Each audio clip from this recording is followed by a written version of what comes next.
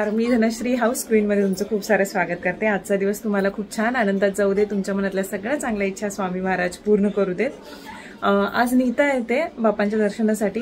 ती south Indian आहे, त्यांच्या घरी पण पूजा असते, पण मेनली आपल्या महाराष्ट्रात आपण बाप्पा बसवतो घरी, प्रत्येकाच्या असतोच। तर ती येणार होती, त्याच्यानंतर मग जमत सिटीला जायचं आहे, कारण मला एक दोन गोष्टी घ्यायच्या आहेत त्याच्यासाठी। दिवा मेन म्हणजे तो लास्ट टाइमला आमच्याकडे जो दिवा होता, कारण वात फॅन सुरू झाल्यानंतर विजते आहे, तर ते आणण्यासाठी जायचंय। आणि त्याच्यानंतर खलबत्ता मला एक घ्यायचं खूप दिवसापासून सेरामिकच्या, गावी पण मी बघितलं होतं पण गावी मला तसा मिळालेला नाहीये। आणि एक दोन गोष्टी आहेत किरकोळ आहेत। मग तसंच म्हटलं नीतूला पण म्हटलं तू आल्यानंतरच जाऊया, म्हटलं जेवायलाच बोलवलेलं आहे मी तिला।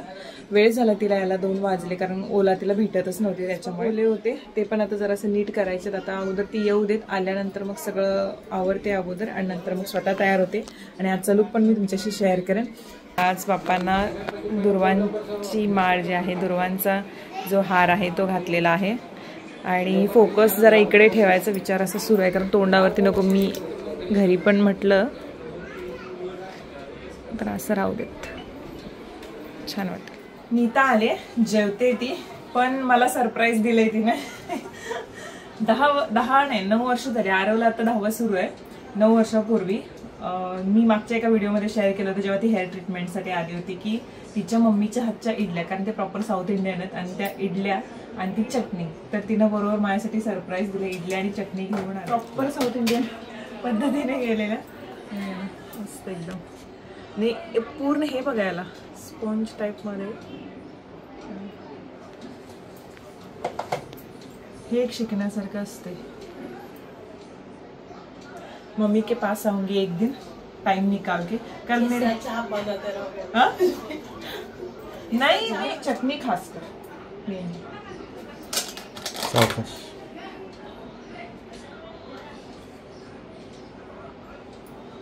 मस्त।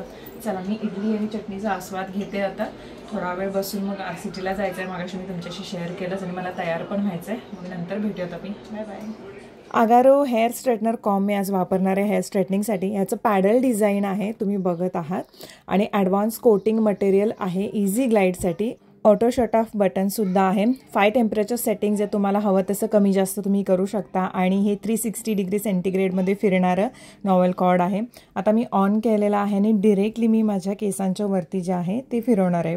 यासोबतच तुम्हाला एक हीट प्रोटेक्टिंग ग्लोव्हसुद्धा देतो, आणि जो नेहमी आपल्याला गरजेचा असतो जेव्हा आपण हेअर स्ट्रेटिंग करतो, कर्लिंग करतो किंवा ड्राय करतो हेअर, कारण ते थोडेसे तापतात आणि त्याच्यामुळे आपल्याला भाजू नये किंवा इजा होऊ नये त्याच्यासाठी, तर त्यासोबत हा ग्लोव्हसुद्धा आलेला आहे। आणि मी काय केलं, पार्टिशन केले, केस माझे थोडे वेवी झालेले आहेत, आणि केस पूर्ण ड्राय केल्यानंतरच त्याच्यावरती मी हे अप्लाय करते आहे, जेणेकरून हेअर स्ट्रेट करण्याची पद्धती खूप सोपी आहे। दरवेळेला आपल्याला स्ट्रेटनर असा पकडून ते खेचावे लागायचे, आणि त्याच्यामुळे खूप ताप होण्याचं, केस पण दुखायचे, पण ही एक पद्धत मला खूप सोपी वाटली, आणि आता मी पटकन हे हेअर स्ट्रेट करते आहे ना। इझी ग्लाईड आहे, तुम्ही बघताय, टिपमुळे ना खूप बरं पडतं। इथे मला काहीच एक्स्ट्रा एफर्ट्स करावे लागत नाहीत, म्हणजे केस असे छोटे छोटे पार्टिशन करा आणि ते ओढा, मस्तपैकी अगदी आरामात 5 ते 10 मिनिटांमध्ये जे आहे ते हेअर स्ट्रेटिंग माझं होऊन चाललेलं आहे। याचे डिटेल्स तर मी देईनच, खूप सारे, आता कर्लरचे सुद्धा तुम्ही मागितलेलं, तर त्याचे डिटेल्स मी दिले होते। अशा पद्धतीने पटपट माझे हेअर स्ट्रेट मी करून घेतले, तुम्ही बघताय खूप मस्त स्ट्रेट झालेले आहेत, आणि पूर्ण दिवसासाठी जे मी आहे ते तयार झाले। आता निघतो आम्ही। आता आम्ही दोघी पण निघालेलो आहोत बाहेर, म्हणजे सिटीला जाणार होतो। नीताचा चेहरा एवढासा झालाय, कारण ती मागच्या 8 दिवस आजारी होती, आणि ती खास बाप्पांना भेटायला आली होती। मागच्या वर्षी पण आली होतीस काय तू, माझ्या लक्षात नाही। हाँ लास्ट ईयर भी, तो चलो लास्ट ईयर भी तेरे साथ बोल दे, हिंदी तो बोलायला स्टार्ट करतोय मध्ये मिक्स। मागच्या वर्षी सुद्धा ही आली होती, आणि ह्या वर्षी सुद्धा खास ती इडल्या घेऊन आली। आता बाबांना तर आवडतच जास्त, ते आता झोपलेलं, संध्याकाळी खातील ते। आता आम्ही जाऊन येतो, मला जे काय काय घ्यायचं आहे ते घेऊन येते, आणि त्याच्यानंतर परत भेटू, बघू कधी परत भेटायचं। नेक्स्ट तुमच्याच घरी भेटू सर, इडल्या शिकायसाठी। चल आता निघूयात आपण। दोघीही आम्ही गेलो, खूप चाललो, त्याच्यामुळे आम्हाला भूकही लागली होती। पावभाजी आणि आलू टिक्की विथ छोले घेतलं। नीताची सवय आहे आधी ती फोटो क्लिक करते, पण मी आधी फडशा फाडते। चला आम्ही अगोदर खाऊन घेतलं, आणि त्याच्यानंतर मग मी घरी आले, घरी आल्यानंतर खूप थकलेसुद्धा होते आणि गौरी गणपती असल्यामुळे पुढची तयारी देखील करायची होती, त्याच्यामुळे तो व्लॉग मी कंटिन्यू केला नाही. दुसऱ्या दिवशी हा सुरू केला तर आदल्या दिवशीच्या कमेंट सेक्शनमध्ये मला खूप कमेंट हाराबद्दल, चोकर जो होता तो आणि हे झुमके त्याच्याबद्दल आले होते की त्याची डिझाईन तू क्लिअर दाखव. आता ही डिझाईन तुम्ही बघून घ्या, ज्यांना कोणाला घ्यायचे असेल त्याने स्क्रीनशॉट काढून घेऊ शकता. याची माहिती अशी की हे 18 कॅरेटमध्ये आहेत. 18 कॅरेटमध्ये केलेले असल्यामुळे कसे हलके आहेत आणि तुम्हाला हवी तशी डिझाईन तुम्ही करून घेऊ शकता. 22 कॅरेटमध्ये सहसा नाजूक डिझाईन करता येत नाहीत आणि मी जशी डिझाईन इथे कांजूरमार्गमध्ये जे साईराम ज्वेलर्स आहेत त्यांच्याकडून करून घेते मी नेहमी कोणतेही दागिने. तर त्यांना मी सांगितलं होतं आणि छान असा मी खडामध्ये बसून घेऊन फुलांचा आकार देऊन, जुन्या काळामध्ये असे झुमके होते बघा, म्हणजे माझी मम्मी मावशी यांची जेव्हा लग्न झाली तेव्हा साखरपुड्यामध्ये त्यांना असेच झुमके द्यायचे. ही डिझाईन आत्तामध्ये पूर्ण गेली होती आणि परत झुमक्यांची डिझाईन आली, म्हणजे जुनंच नवं होऊन आलेलं आहे. झुमक्यामध्ये खूप छान छान डिझाईन्स आहेत. तर ही डिझाईन मला आवडली होती म्हणून मी करून घेतली. 18 कॅरेटमध्ये असल्यामुळे छान आकार देता आला आणि हलकेसुद्धा आहेत, कारण मला वजनाने जड असं नको होतं, त्यामुळे वजनाला खूप हलके आहेत. 7-8 ग्रॅममध्ये हे बसून जातात. आणि माझे जे गळ्यातलं होतं चोकर तर तोही विचारला होता, तोही तिथूनच करून घेतलेला आहे. त्याच्यानंतर गणपती बाप्पा जेव्हा आपण घरी घेऊन येतो, घरी आणल्यानंतर वेगळं वाटतं, म्हणजे मूर्तीमध्ये बघितल्यानंतर घरी मूर्ती स्थापना झाल्यानंतर वेगळं आणि विसर्जनच्या वेळी वेगळं रूप दिसतं. जेव्हा RCTमध्ये गेले होते तिथून येताना मी हा खलबत्ता घेऊन आले. फायनली असा खलबत्ता मला मिळाला. मी गावी पण शोधला होता पण कुठे मला जसा हवा होता तसा मिळाला होता. ऑनलाईन पण नकोच म्हटलं, उगाच फुटून तुटून आला की रिटर्नला खूप प्रॉब्लेम येतात ऑनलाईनचे प्रचंड. मिंत्रावरती खूप चांगलं रिटर्न होतं पण ॲमेझॉन फ्लिपकार्टवरती खूप बेकार. आणि हे एक जे कुकर आहे ते मला खूप आवडलं. पुलाव, बिर्याणी किंवा मोठे मोठे असे काही पदार्थ आपण जे करतो मसाल्याचे छान भाताचे, तर त्याच्यासाठी सगळंच म्हणजे मल्टी कुकिंग पॉट आहे हा, पण मला खूप आवडला त्याच्यामुळे हा घेऊन आले मी. ब्ल्यू कलर माझा आवडता आहे बऱ्यापैकी, त्याच्यामुळे ब्ल्यू कलरमध्येच मिळतात. खरं तर हा ब्ल्यू कलरमध्येच अवेलेबल होता म्हणून मी घेऊन आले.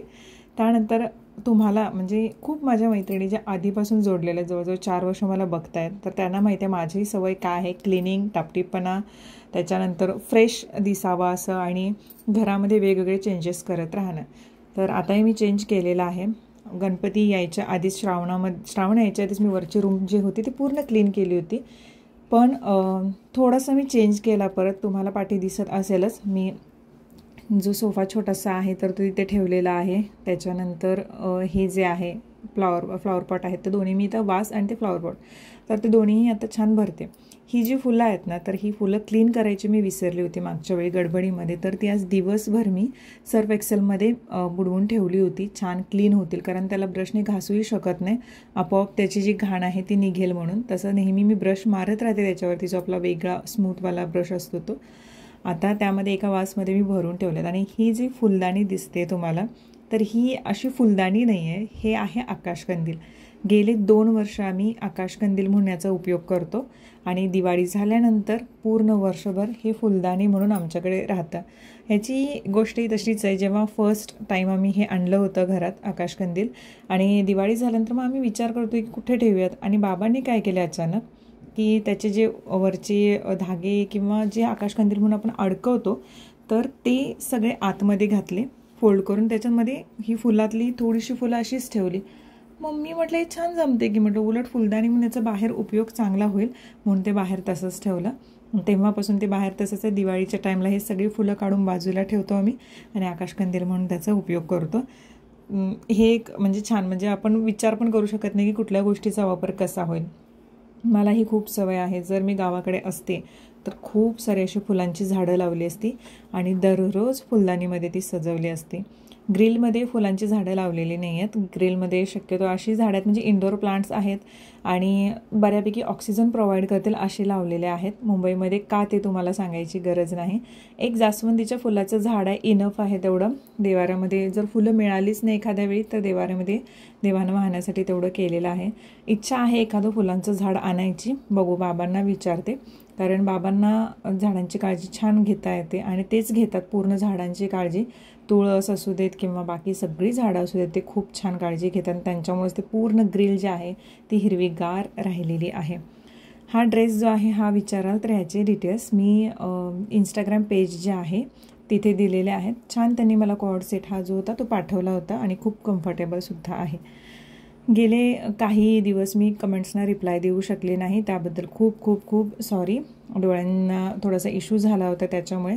पण आता परत एकदा चेकअप करून घ्यायचं आहे 2 दिवसामध्ये. त्याच्यानंतर बघू, नवीन चष्मा ते देतील मग बरं पडेल. कारण स्क्रीन टाईम कसं थोडा कमी राहिलेला बरा. एडिटिंगला जास्त वेळ लागतो आणि त्याच्यानंतर कमेंटना उत्तर द्यायला पण पाऊण तास ते 1 तास आरामात जातो. मी सगळ्या कमेंट्स वाचते. आधी मी एकट्या मुलीला दिलं होतं कमेंट्स हे करायला, वाचायला आणि त्याला उत्तर द्यायला, पण ते तेवढं मला हे होत नव्हतं, पटत नव्हतं परत. त्याच्यामुळे मी माझ्याच हातात घेतलं की म्हटलं ठीक आहे, कारण प्रत्येक वेळेला कमेंटना काय उत्तर द्यायचं हे सांगत बसावं लागायचं.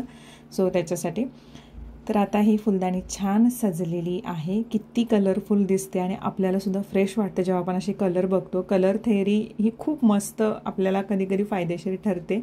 आणि कधीही बघा, तुम्ही जेव्हा खूप कंटाळलेला असाल आणि असं कलरफुल काहीतरी बघितलं तर खूप मस्त वाटतं. आणि मला ही खूप सवय आहे. ही सुद्धा छोटी फुलदाणी, वास मस्त दिसतोय. आणि याच्यामध्ये काही फुलं होती, एक स्पॉन्ज चिकटलेला होता आणि त्याच्यामध्ये फुलं रोवलेली होती काही, तर ते पाण्यामुळे थोडंसं खराब झालं आणि तुटलं. तर त्याला आता ग्लू लावून मी चिकटवणार आहे आणि त्याचा वापर एक वेगळ्या गोष्टींसाठी करेन. नेक्स्ट मी व्लॉगमध्ये दाखवेनच.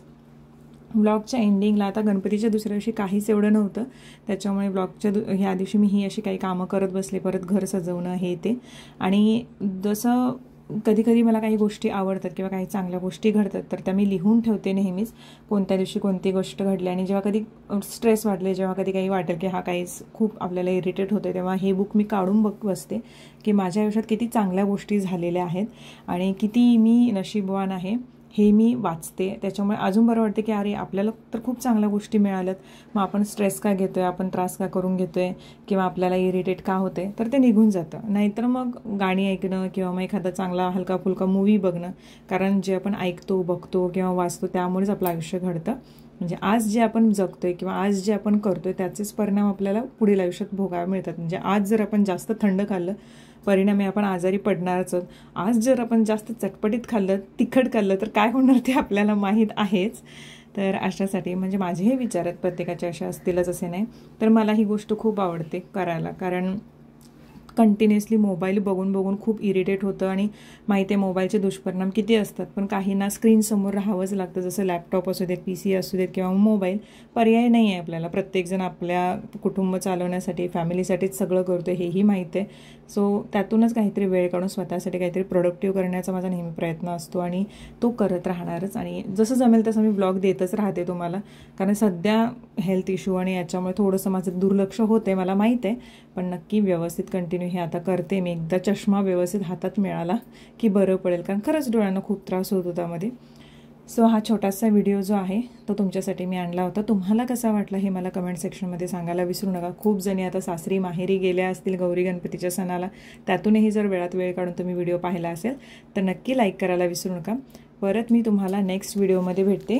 गौरीच्या सणासाठी छान तयार व्हा, छान छान आनंद घ्या गौरीच्या सणाला. ज्यांना ज्यांना माहेरी जाता आलं त्यांनी मस्त एन्जॉय करा गौरीचा सण आणि छान छान आठवणी घेऊन परत तुमच्या सासरी, जिथे कुठे माहेर असेल, पुणे असेल, त्याच्यानंतर कुठे कोल्हापूर असेल, कुठे मुंबई असेल कोणी सासरी, तर त्यांनी निवांत आणि वर्षभर मग परत त्या आठवणी घेऊन छान जगत राहा.